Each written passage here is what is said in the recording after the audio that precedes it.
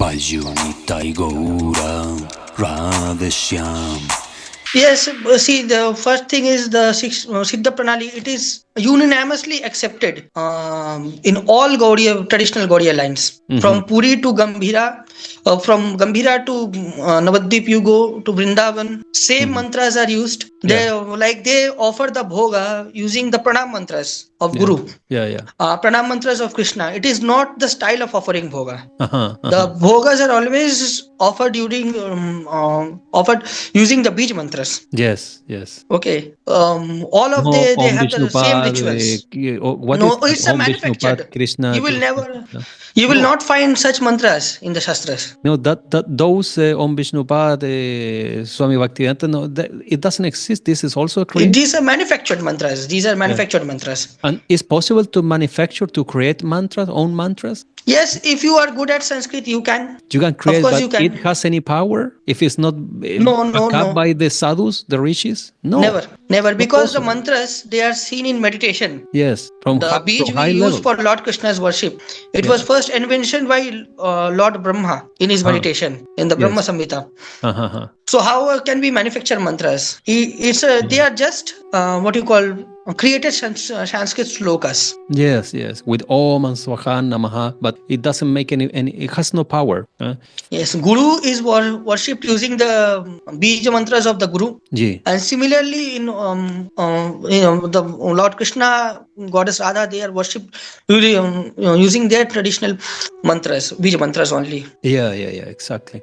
Let's go to the we cover this Bhagavatam Shiksha Parampara. This is not a real thing. It's a new story. It's not backed up by any Shastra. Number 7, different of Diksha mantra in traditional line as different than ISKCON Gaudiya Mat. Yes, they give the Harinam Mahamantra, it is first given. It is not the Diksha actually. They tell that to get initiated in the Harinam Mahamantra, it amounts to Diksha, but real Diksha is not with the Harinam Mahamantra or the Hare Krishna Mahamantra. Yes. Because Harinam people can chant without even Diksha. The real Diksha in Gaudiya Vaishnavism is always of the Radha Krishna or the Gopal mantra. Yes. And successively, after you succeed in your sadhana, the Gurudev goes on adding mantras. Yes, it depends on the parivar that you are initiated. You will get some certain mantras, but the base will be the Gopal mantra. This is the base. And the Kama Gayatri. And Kama Gayatri. These two mantras plus, of course, Guruji will give you the power of his sadhan and the full line on Mahamantra. So you will get the Mahamantra, the Gopal, and the Kama Gayatri. This are the basic mantras that you will get in real Diksha. But there is no Brahma Gayatri, and there is no such a thing like first initiation Mahamantra only. There does not exist anything such as Brahman initiation. Yeah. See, the Ramakrishna mission and the Gaudiya Math, they were contemporaries, okay? Yeah. And at that time, India was under British rule. Yeah. So as to so-called deal with the caste system of India, Bhakti Siddhanta Saraswati, he introduced this Brahmin initiation to follow their counterpart, Ramakrishna mission, or Swami Vivekananda.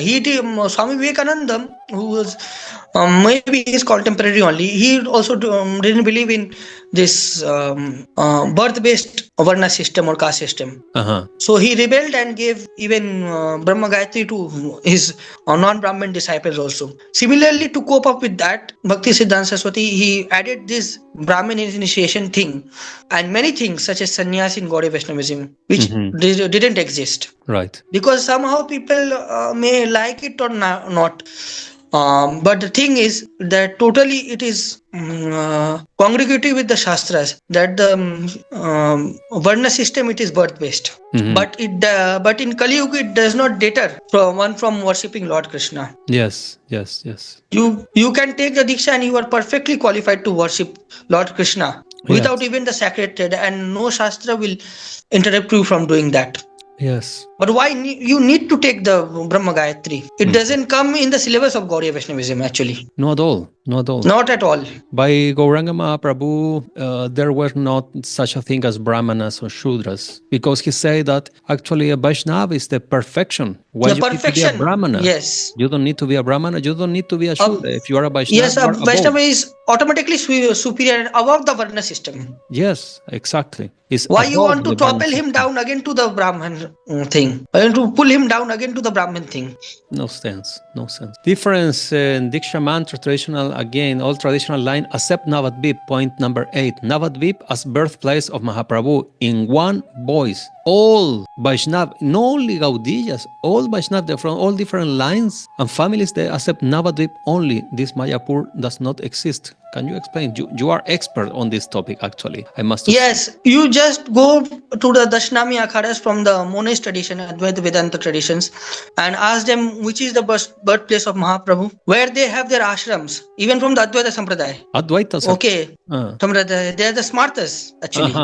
They too have their ashrams all in Nabadwip. In the northern part of Nabadwip, in present day Nabadwip, Mahaprabhu's birthplace was there actually.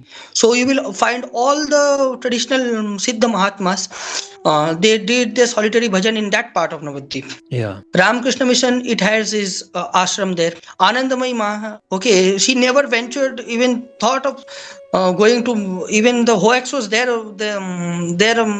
During her time, there was also the Hoax that Mayapur is the birthplace.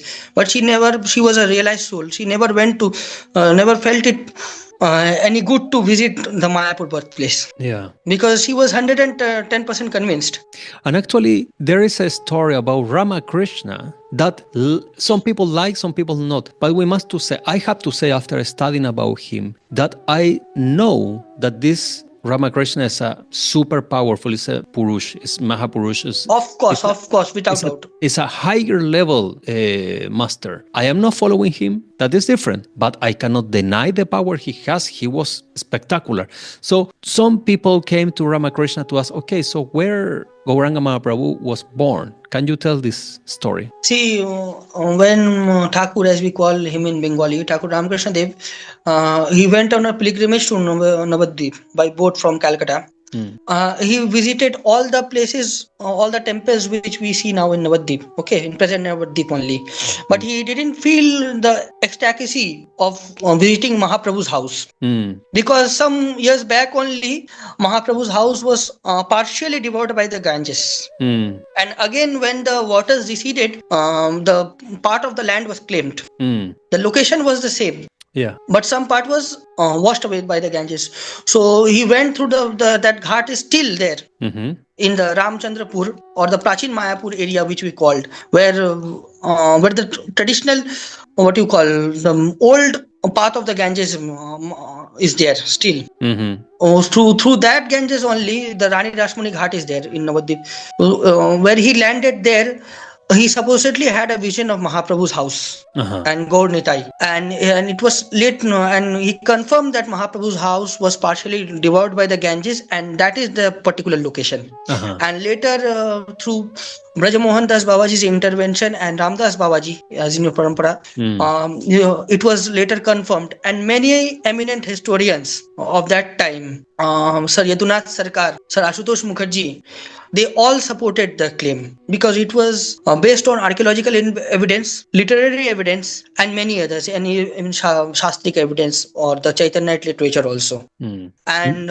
when you go to when you visit the Navadvip Dham station, the government of India also acknowledges Navadvip only as Mahaprabhu's birthplace. You can go in the station also, it is written birthplace of Sri Chaitanya Mahaprabhu. All the others, those who acknowledge Mahaprabhu and love him, even from other sects also, Ramanandi, Nimbarki sects, they in one voice, they accept present Navadvip only as Mahaprabhu's birthplace. Yeah. Without doubt.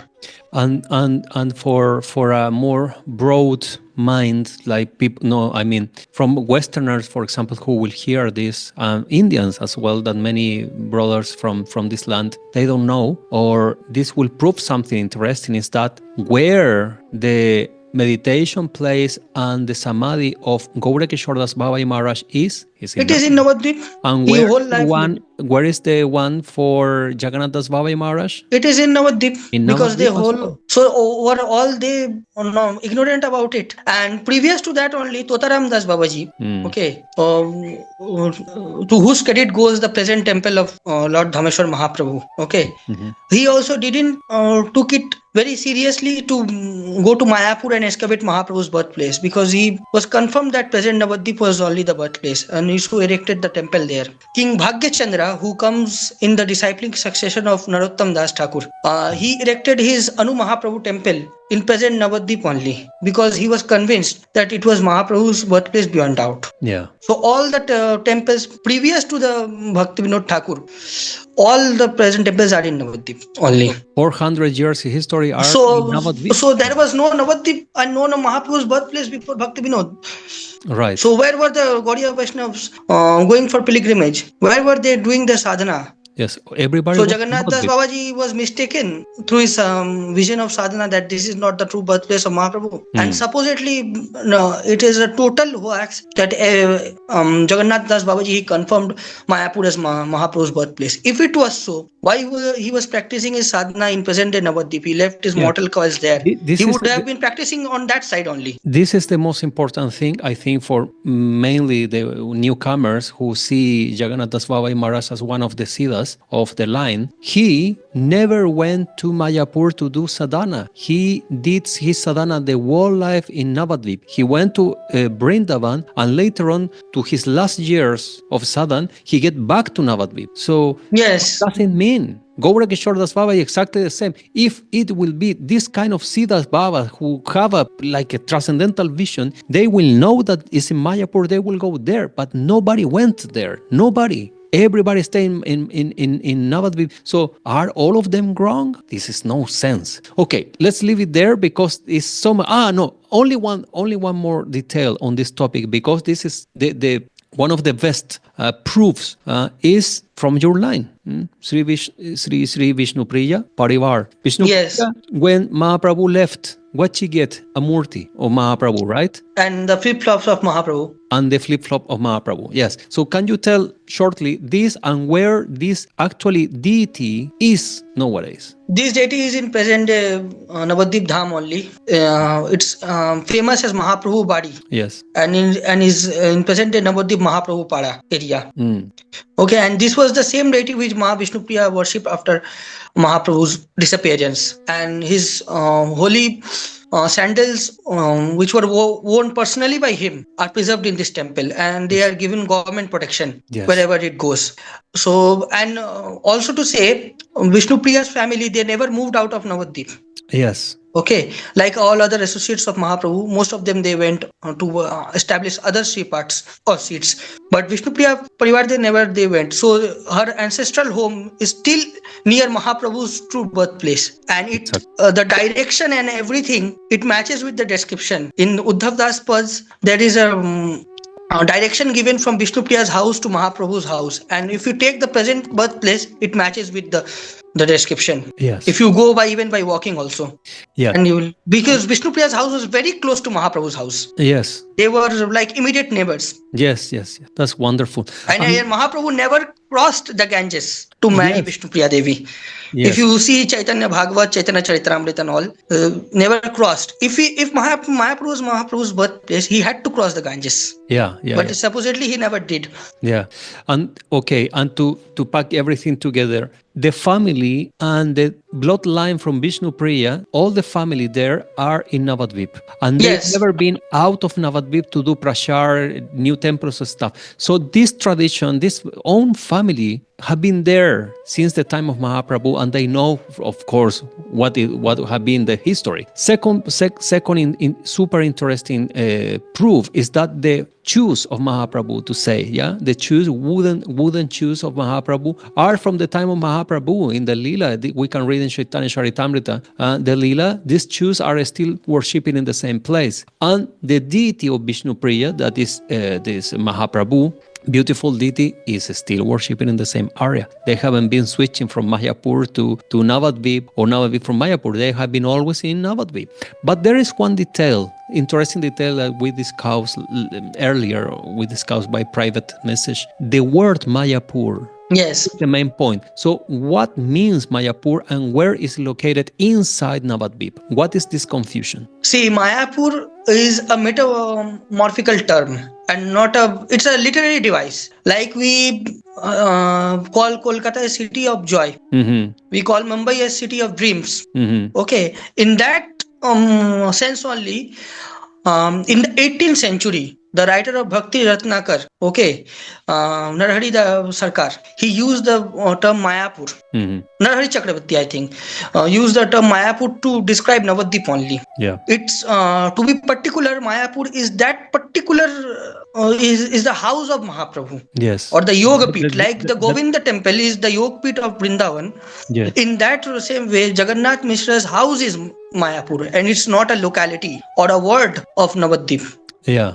So it's like a name for the place. And yes, allegorical name, you can say. Yeah. Exactly. Super. Let's go. Because I will want to add something. Yes. Because if in Chaitanya Bhagavat, Vrindavan Das Thakur gives names of various areas of Navadvip, which we can find even today. Mm-hmm. Okay. Mm-hmm. And these areas, these localities still they exist. So he can mention so many localities of Navadvip which exist till now also. So how could he omit such an important name as Mayapur if it was a real locality? Uh-huh. That supposedly had Mahaprabhu's birth pastime. How he can omit that so much credible information he forgot to write. Not only Vrindavan Das Thakur, the earliest of biographers, Murari Gupta, and the Odia biographers also, they wrote so much wrong information about Mahaprabhu, but they also never wrote something like this. Mayapur was Mahaprabhu's birthplace. Yeah, exactly. It's always Nabadwip. So this story about Mayapur is coming the last 100 years only. So what happened with the 400 years of tradition, a live tradition, is not a guru from here and there. They are a live tradition, guru disciple. Everybody knew where Mahaprabhu was born, and all of them are actually in Nabadwip. So this is not like, this is a desert area that nobody lived for 500 years and we must to dig down the information. No, the schools coming from Gauranga Mahaprabhu are there still nowadays. Many deities, not only, even those before Mahaprabhu are there. Before Mahaprabhu's advent also, those Shiva Murtis are there in Navadvip. Yes. From the Buddhist era. Yes. So they never moved out, and the whole village was swayed away, according to Bhakti Vinod Thakur's story. So those Shivalingas, they didn't have to move. Yeah. They are all in Navadvip. Those are from Buddha's era. My friend, the stories are coming down, and the truth is revealing step by step. I'm happy that we are in this era, The things are revealing themselves. Everybody's doing research and checking and learning and finding and discovering the secrets. We'll make a point that in description in another conversation with you, I will give, as most of the things are available on the internet, I'll give you the historical mentions of Mahaprabhu's birthplace controversy, and why it is Navadvip, and what the historical point of view is there. Everything is available on the net. Can we link the videos for in this video? The links, can we give the links in the description of this video? If you send to me, I can put them. The historians, they mention many things. I mean, we put some link. People can download some material and to study, to learn. Yes, most of the things they are in Bengali. I'll give you. I just do not remember the name of the book right now. I think it is Contemporary Chaitanya's Birthplace and Contemporary Navadvip by Yageshwar Chaudhary. Yes. It's in English. Yes. And it's available on the internet also. There is another book it's a PDF book about 100 some pages. Hello? So there is another one interesting book on this topic also in English. That is from one ex-devotee from ISKCON or Gaudiya Math who did a super good investigation on the topic. And also there are all the praman are there, the proofs are there. Yes, he was a professional geographer. Yes. not a lay person also.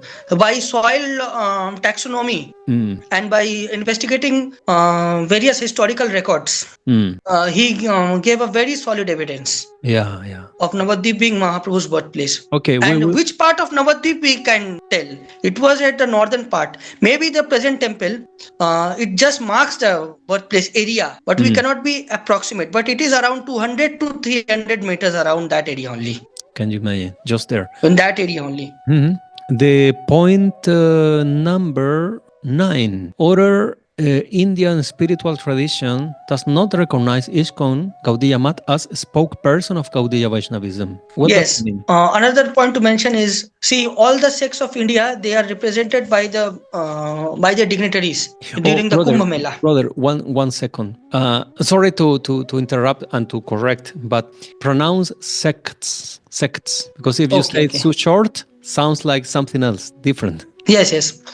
Sects. All the sects, okay, of the Indian tradition, okay, they have they are represented by their dignitaries. Yes. Or their pontiffs during the Kumbh Mela. Yes. Okay, so if they recognize ISKCON as a bona fide tradition coming from traditional Gaudiya Vaishnavism, they would have been given place to represent the Gaudiya tradition in the Kumbh Mela. But it is not so. Even in Puri, it is not the ISKCON. Even they come from the Gaudiya tradition. They are allowed to do kirtan inside the temple. It is only from the traditional Gaudiya lineage of Bakreshwar Pandit.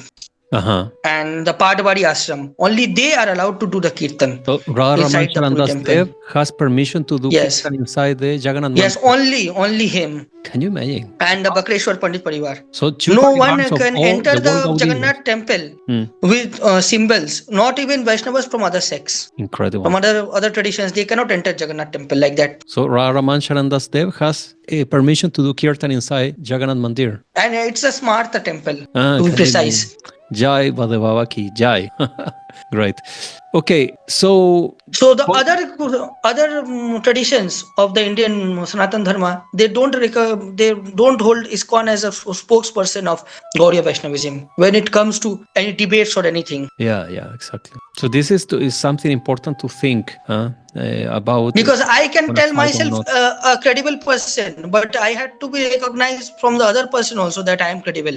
Yeah, exactly. As Jews going to you, then advertise myself as an acharya, but other acharyas should also recognize me. Yeah, how it works. Yeah, great. Point number 10 is only the last two. Why in a parampara, two Mahatmas from two different parivars cannot be in the same line? Yes. So, as I told you, the seva of Gaudiya Vaishnavism comes through Guru Parampara only. Okay. So you render service to your Guru, he renders service to his Diksha Guru. In that way, it comes to the Nitya Parshad of Mahaprabhu. And then that seva is rendered to Gauranga in Nabadwip Leela, as it is a two-way game. Okay, and in Vrindavan to the divine couple. So if Gaur Kishore Das Babaji and Jagannath Das Babaji, one is from Advait Parivar, Gaur Kishore Das Babaji is from Advait Parivar, and Jagannath Das Babaji, he is from Nityanand Parivar.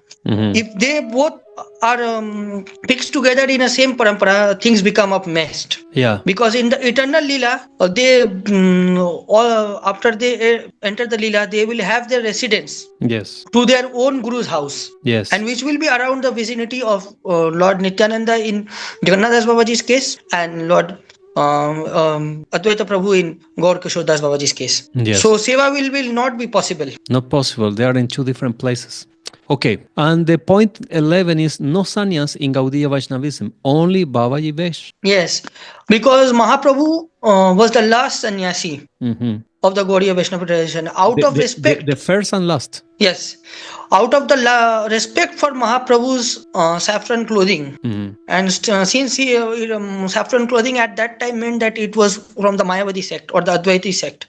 Yeah. So the Gaudiya Vaishnava, when even they took to mendicant life, they never took the danda of sannyas and the official sannyas. And they just adorned white clothes.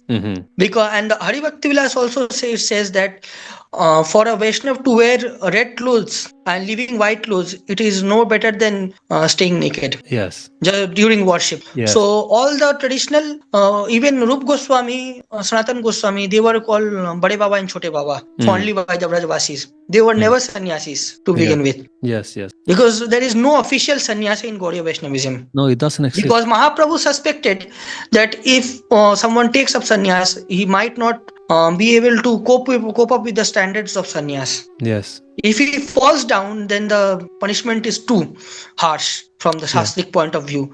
Yes. So he instructed his followers to take up white clothes, and it has been maintained from generations. Yes. Even Gaur Kishore Das Babaji, all were clothed in white. Yeah. And the most important thing is, because many say, okay, the Babajis is one line, but Gauranga was a sannyas. But now we have another proof of what is the real desire of Gauranga Mahaprabhu. That is not that the disciples, renunciants, will take sannyas as a red clothing or saffron or any red color. Because Rupa Goswami and Sanatan Goswami, they took the renunciant order from Gauranga Mahaprabhu directly, and they get white color clothes. So okay, you continue. Yes. So if Rupa Goswami and Sanatan Goswami, they get the sannyas or the renunciant order, they become Babajis through Gauranga Mahaprabhu, and they wear white straight away. Then from where we get this red color? This is not possible, because this was the desire of Gauranga Mahaprabhu. Bhakti Siddhanta Saraswati, not even Bhakti Vinod Thakur, Bhakti Siddhanta Saraswati, influenced by the Sri Vaishnavite tradition of three danda sannyas.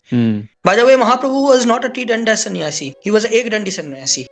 They even try to make him a three danda sannyasi nowadays. The Puri Shankaracharya, he protested to it. They give Shikha and Sutra to Mahaprabhu, sacred thread, which he gave away in the sannyasa sacrificial fire. But even nowadays they are trying to make Mahaprabhu a tridandi sannyasi in their songs, I have noticed. But he was a ekdandi sannyasi. So that's another thing.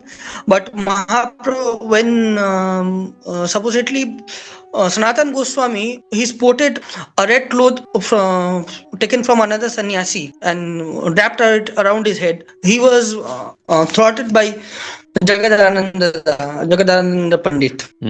Because as a Vaishnava, he should not wear red clothes. Yes, yeah, he was like heavily, not punished, but treated very hard. Like, why you are wearing this red clothes? Very chastised. Even chastised, even just as something to cover from the sun. This was not even correct for them. So there is it. But somehow or other, because things became corrupted later on. So even the sannyas, it's very objectionable, because sannyas is not taken from photo of one's own Gurudev. And in that case, that Guru, his Gurudev Gaur Kishore Das Babaji, he was not a sannyasi. How could he confer being a Babaji, a sannyas on his disciple? It's impossible. He bestowed sannyas, Bhakti Siddhanta Saraswati, he bestowed sannyas on himself. Yes. He initiated himself with sannyasa mantras. He took the tridanda, and to be very precise, the sannyasa, okay, it's still reserved. The sannyasa with the dand is still reserved for the Brahmins only in the Indian system. So he broke that code of conduct. It means that people from other castes, they cannot take sannyas? No. To be precise, if I say, and if they take also, they can't take the danda. Without danda, they have to take the sannyasa. They don't initiate anyone in the sannyasa tradition, because the Shastras say without even taking sannyas also, the other caste, they can purify themselves. They don't need to take it. And one more thing is interesting, because sannyas, they don't use shikha. They don't use Brahmin thread either. No, the Ekadandi sannyasis, they give away the Shikha and Sutra, like Mahaprabhu was an Ekadandi sannyasi. Yeah. So, but the sannyasis from the Sri Vaishnava tradition, they still hold on to the Shikha and the Sutra and the Tridanda. Okay, so that is a different line, huh? Because, but in India, people generally hold that the sannyasa diksha from the Shankar Parampara, they hold in very much great esteem. Yes. Even Vallabhacharya, I think, accepted sannyasa from that tradition only. So actually, to simplify the thing, the sannyas for Gaudiya Vaishnavas as followers of Gauranga Mahaprabhu is to take Babaji Vek. There is no need of concept of sannyas in Gaudiya Vaishnavism actually. Because sannyasis, they had to forsake everything. Yeah. But in the Bhakti Rasamrita Sindhu, Rup Goswami says that all that is compatible with Krishna consciousness, one must need to take up that. Yeah. Nityananda Prabhu, he was a sannyasi. He broke the sannyasa vow, which has so much punishment in the Shastras. For the sake of whom? Mahaprabhu, who is Krishna himself. Yes. So he didn't incur any sin. So what is pleasing to Krishna, that is bona fide for Gaudiya Vaishnavas. Gaudiya Vaishnavas are above the jurisdiction of these Varna system and the ashram system. Yes, exactly. Wow, so much information, so much things to comment and to expand here, but the time is running and flying. It has been a super interesting session speaking with you again on video. I hope that we can meet soon again and to keep digging and speaking about this Gaudiya Vaishnavism that for Bengali people, I must to say, many of these things are very normal and well known for many, not for everyone, but for people who is far from Bengali culture and Bengali language, these things are difficult. You have to keep, since Gaudiya Vaishnavism, it emerged out of Bengal, you can't subtract Bengal from it. Yeah. You have to in name of Gaudiya Vaishnavism, what is being given to the world, it's not totally Gaudiya Vaishnavism. Many things are being deleted. Yeah, exactly. Like the 64 Mahanta Bhog, you will not find in ISKCON temples this. Yeah. But all traditional Gaudiya Vaishnavas, from Radharaman temple to Babaji Parampara, you will find that. Yes. So I am very happy that some Westerners, they are trying to find the Bengali roots of Gaudiya Vaishnavism. Then only we can understand the true philosophy of it. Yes, the true philosophy of Sri Gauranga Mahaprabhu. I thank you 1,000,000 times for your time, for your interesting works and studies and research that you have been doing. You have some, still we have this video about Nabadwip from your last trip investigation you did there with some interesting scholars regarding to Gauranga Mahaprabhu birthplace, and we will cover surely in the next session. I will give you, just make it's my suggestion that you just make of the topics which we discussed today, you just make some short videos on it, very short videos, so that people who cannot listen to such a long conversation, they can get the gist. And the description of the books regarding Nabadwip, I will give you the links. You just go on giving them in the community posts. Super. People will go for them and look for it. That's because they are neutral evidences. Deal. Sounds like a deal. Super. Jai Nitai, Jai Go. Jai Nitai, Jai Go, Jai Vaishnapriya. Radhe Shyam. Jai the next brother, have a good night. Jai Radhe. Sri Radhe.